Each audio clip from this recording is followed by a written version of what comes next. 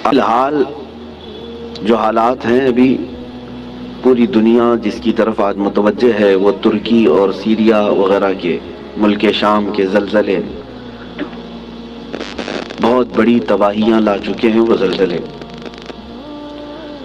جو اعداد و شمار پیش کیے جاتے ہیں گورنمنٹ کی طرف سے وہ ایک محدود انداز میں ہوتا ہے، اور نہ جانے اس ملبے کے اندر ابھی کتنی لاشیں دبی ہوں گی، کتنے لوگ زخمی ہو کر اپنی زندگیوں سے ہاتھ دھو چکے ہوں گے. کوئی سوچتا بھی نہیں، کسی کو معلوم بھی نہیں ہوتا کہ کب زمین پھٹ جاتی ہے اور کب بڑی بڑی عمارتیں زمین میں نیچے آ جاتی ہیں. یہ کیوں آتے ہیں زلزلے؟ اسی پر میں تھوڑی سی بات آپ کے سامنے رکھتا ہوں. وہی آیت میں نے آپ کے سامنے پڑھی 21ویں پارے کی. اللہ فرماتا ہے زمین میں فساد ظاہر ہو جائے گا. کب؟ بما کسبت اید الناس، لوگوں کے ہاتھوں کی کمائی کی وجہ سے. اور کیوں زلزلے دیتا ہے رب تعالیٰ؟ لیذیقہم بعض الذی عملوا، اللہ فرماتا تاکہ وہ جو کچھ کر چکے ان کو کچھ چکھا دوں. اللہ تعالیٰ فرماتا ہے لیذیقہم، تاکہ ان کو چکھایا جائے جو کچھ بھی وہ کر رہے تھے.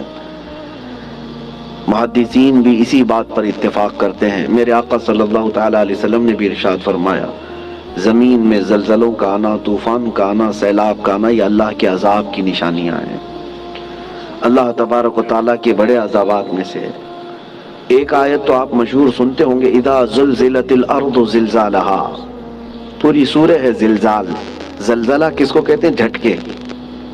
آپ کی نظر میں تو صرف ارتھ کوئک ہے، اور سائنٹیفک اعتبار سے اس کو کہا جاتا ہے زمین کی نیچے کی تہیں جو ہیں، پرت، پلیٹس، جب یہ آپس میں ہل جاتی ہیں تو زمین پھٹ جاتی ہے. اندر لاوا ہوتا ہے زمین کے اندر، وہ ابل رہا ہوتا ہے، اور یہ پلیٹ جو ہے ڈس بیلنس ہوتی ہیں تو زمین کے اندر دراڑ آ جاتی ہے. سائنٹیفک اعتبار سے ان کی تحقیقات ہیں. ہزار سائنس جو ہے ترقی کر چکا ہو، لیکن یہ بھوکمپ، ارتھ کوئک، ان سب کے آنے سے پہلے وہ کبھی خبر نہیں دے پاتے. ہو جانے کے بعد وہ بتاتے ہیں کہ کتنے مقدار کا زلزلہ تھا، کتنا تیز جھٹکا تھا، اس کو ناپ کر کے تو بتا دیا جاتا ہے، لیکن جو ہلاکتیں ہیں اس کو بچا نہیں پاتے، نہ ہی سونامی کو نہ ہی زلزلوں کو. قرآن میں جس زلزلے کا ذکر ہے اذا زلزلت الارض زلزالہا، یہ آیت سن کر کے ہمارے امام اعظم ابو حنیفہ رحمۃ اللہ علیہ مغرب کی نماز سے لے کر کے جو روتے رہے تو رات گزر چکی تھی. پوری رات ان کی داڑھی سے آنسوؤں کے قطرے ٹپکتے تھے، مصلی بھیگ جاتا تھا اس ایک آیت کو سننے کے بعد. کہ اللہ کیا فرماتا ہے اس میں؟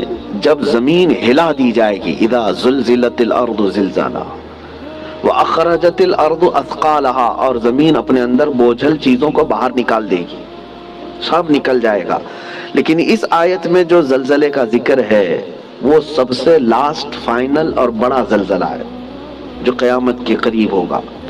اس وقت پوری دنیا کی زمین ہلا دی جائے گی، وہ ایک علاقے کی نہیں ہے، ایک ملک کی یا ایک خطے کی نہیں. اس سے پہلے مفسرین فرماتے ہیں کہ قیامت آنے سے پہلے بہت زلزلے آئیں گے. اب حدیث رسول میں آپ کو سناتا ہوں. امام بخاری رضی اللہ تعالیٰ عنہ نے اس حدیث کو اپنی بخاری شریف میں نقل فرمایا.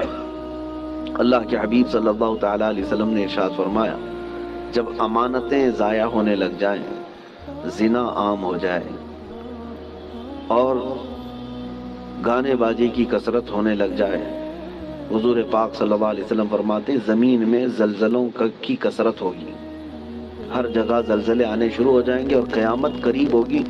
ایک زمانہ دوسرے زمانے سے نہایت قریب ہو جائے گا. اور حدیث پاک بخاری شریف کی حدیث ہے، میرے آقا فرماتے ہیں مال کی فراوانی اتنی ہوگی، مال اتنا ہوگا جیسے لگتا ہوگا کہ ہر جگہ سے ابل رہا ہے مال، ہر ایک کے پاس مال آئے گا، مال آئے گا. غریب کوئی نہیں رہتے. آج کے حالات میں بھی دیکھیں آپ، غربت و افلاس بہت کم ہو چکی ہے. آج کے زمانے کا غریب وہ ہے جو پچھلے زمانے کا امیر تھا. آج کا جو غریب ہے اس کو غریب کس کو کہتے ہیں؟ بھائی اس کے پاس کار نہیں ہے، اس کے پاس بائک نہیں ہے، غریب ہے. اس کو آج غریب سمجھا جاتا ہے. کھاتا پیتا ہے، پہنتا ہے، گھر بھی ہے، سب ہے.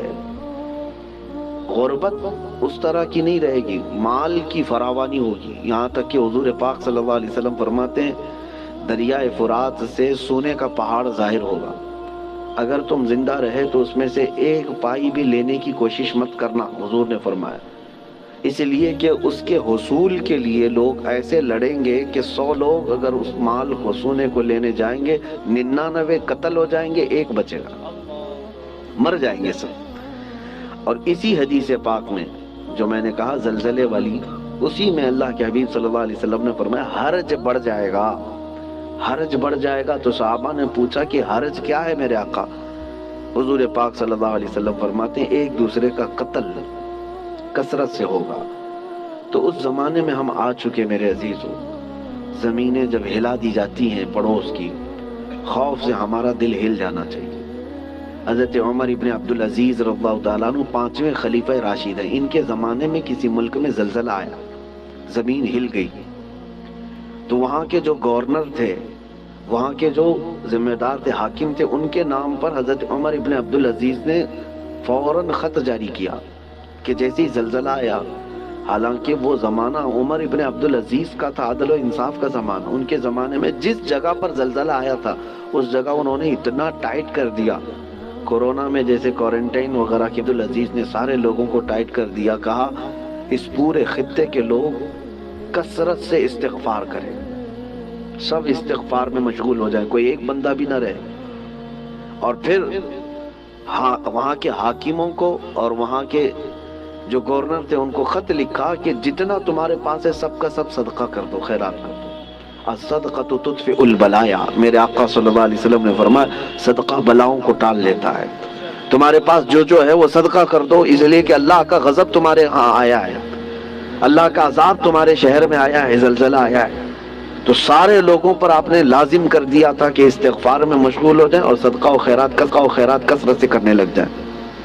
عزیزان گرامی وقار، اور ابھی 3 اور بڑے زلزلے آنے والے ہیں جس کی بشارت میرے آقا صلی اللہ علیہ وسلم نے فرمایا عرب کی سرزمین پر آئے گا، مشرق میں اور مغرب میں، یعنی ایک ایسٹ میں، ایک ویسٹ میں، اور ایک عرب کی سرزمین۔ ایک قیامت سے پہلے 3 بہت بڑے زلزلے آنے والے ہیں جس میں لاکھوں لوگ دھنس جائیں گے، زمین اتنی تیز پھٹے گی کہ ہزاروں کی نہیں لاکھوں کی تعداد اس میں زمین میں چلی جائے گی۔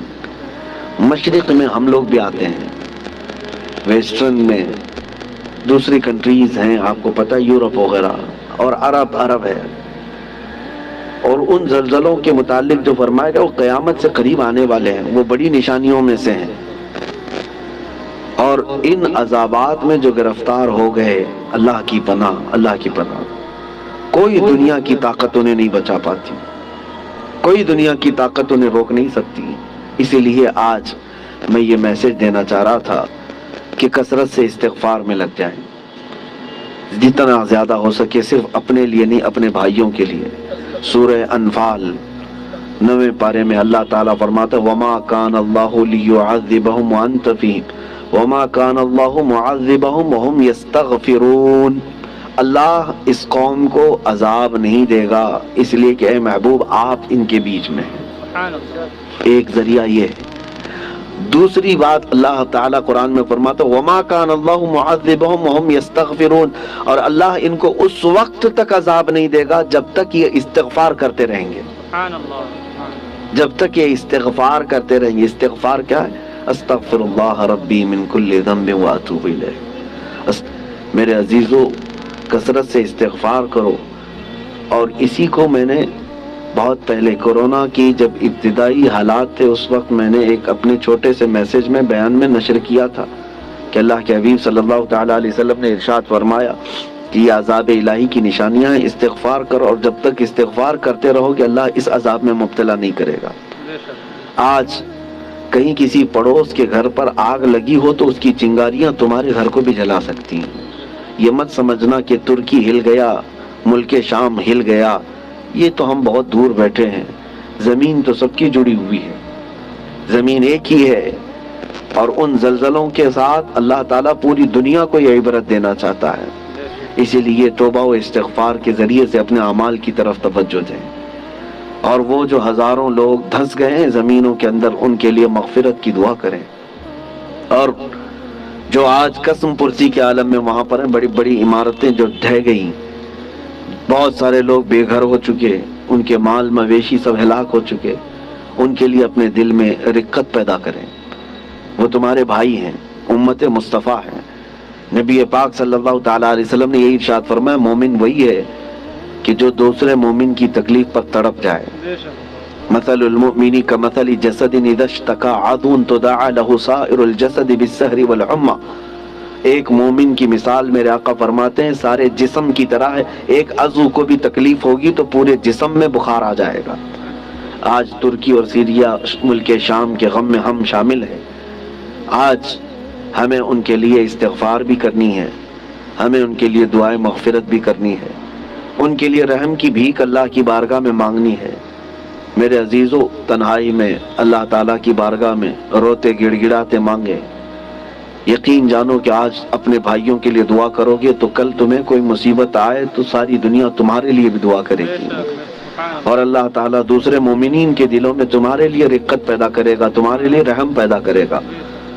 ان غریبوں کے لیے، ان قسم پرسی کے عالم میں موجود لوگوں کے لیے دعا کریں۔ میں آج کی اس محفل میں بس اتنا ہی کہنا چاہتا تھا، اور آیت کریمہ پھر ریپیٹ کرتا ہوں۔ اللہ فرماتا ہے ظہر الفساد فی البر والبحر، فساد ظاہر ہو گیا خشکیوں میں اور سمندروں میں، بما کسبت ایدی الناس، وجہ کیا ہے؟ اس لیے کہ لوگوں کے ہاتھوں کی کمائی ہے، ان کے اپنے برے اعمال ہیں، ان کے گناہ ہیں، ان کے شامت اعمال ہے۔ لیذیقہم بعض الذی عملوا، اور اللہ فرماتا ہے یہ کیوں ان کے اوپر عذابات آئے؟ تاکہ ان کو چکھایا جائے جو کچھ یہ کرتے تھے، اور ان کو چکھانے کے بعد مقصد کیا ہے؟ اللہ فرماتا ہے لعلہم یرجعون، تاکہ وہ دوبارہ لوٹ آئیں، تاکہ وہ اپنی پرانی حالتوں سے توبہ کر کے اچھی حالتوں کی طرف باز آ جائیں۔ اللہ کریم ہم سب کو کہنے سننے سے زیادہ عمل کی توفیق عطا فرمائے۔